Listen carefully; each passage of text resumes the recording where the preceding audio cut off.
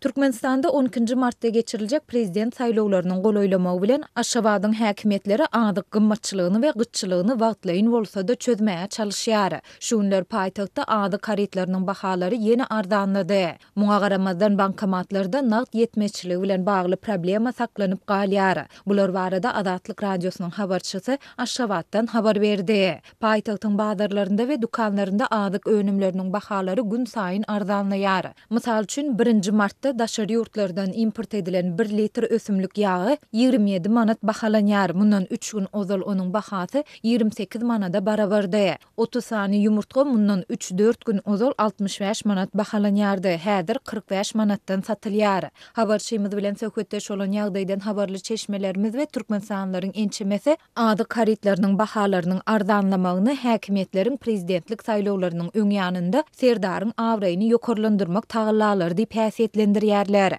Şeýle de olar munyň wagtlaýyn çäredigini hem belleýärler. Ählidat halk 12 martda serdaryň prezident saýlanandygyny eşidende olaryň gaharlanmalygy we durmuş hakykatyny kabul etmek üçin edilýär. Ardan bahadan satylýan önümleriň ilaty teselli bolmagyna garaşylýar diýip ýagdaýdan habarly çeşmämiz 1 martda gurrun berdi. Türkmenistan 12 martda irki prezident saýlawlaryny geçirýär. Saýlawlary we salasalşyklary geçirmek boýunça merkezi toparyň sanawyna görä ýurdun syýasy durmuşynda tanylmaýan 8 dalaşýar we prezident Gurbanuly Berdimuhammedowyň ogly Serdar Berdimuhammedow prezidentlik wezipesi uğrunda bäsleşär. 40 ýaşly Berdimuhammedow häzirki wagt ýurdun mali we ykdysadyýet puwdagyna gözegçilik edýär. Türkmenistanyň dürli sebitlerinde haritlaryň ardanlamagy, adyk öpçünçiliginiň gowlaşmagy bilen bagly ýagdaý mundan 10 gün çemesi ozal göze ýelip başlady. 22 fevralda Lebap vilayatynyň hususy eýçilikdäki dukanlarynda adyk we senat önümleriniň bahalary bir neme ardanlap, olaryň görnüşleri köpelip başlady. 18 fevralda Mar vilayatynyň habarçymyz ilata aýlyk un paýlaryny subsidiýalenen bahadan wagtynda satmak üçin çäreleriň görülýändigini we bankomatlara nagt pulun ýygyderli ýüklenýändigini hem habar berdi. Häkimetler ýurtda geçirilýän uly bayramçylyklaryň ýa-da mühim syýasy wakalaryň öňü sirasynda adyk bolçulugyny, ardançylygyny we köpdürlüligini döredýär.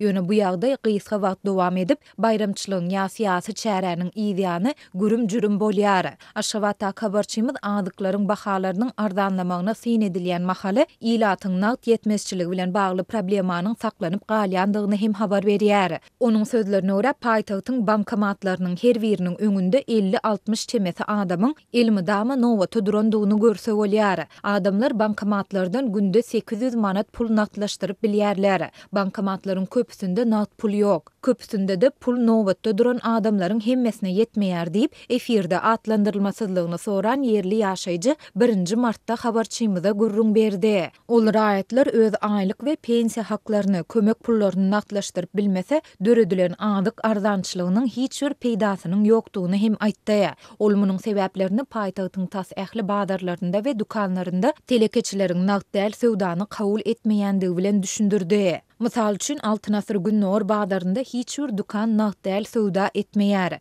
Satyjylar internetiň tutmaýandygyny aýdyp, kassa aparatynyň işlemeýändigini belleýärler. Ýöne Altyn asyr öýjükli telefonlar we olardaky internet hyzmatlary işläp dur diýip, Aşgabatly aljylaryň biri anonimlik şertinde 1 martda habarçymyza beren maglumatynda aýtdy. Türkmenistanda indi 5 ýyldan gowrak wagt bäri dowam edýän ykdysady kynçylyklaryň arasynda bankomatlarda nagt ýetmezçiligi we bazarlarda adyk gymmatçylygy ýylyň ýylyna güýçlendi. Bu problemalar soňky ýyllarda hususan da pandemiýanyň fonunda hasta ýitileşdi.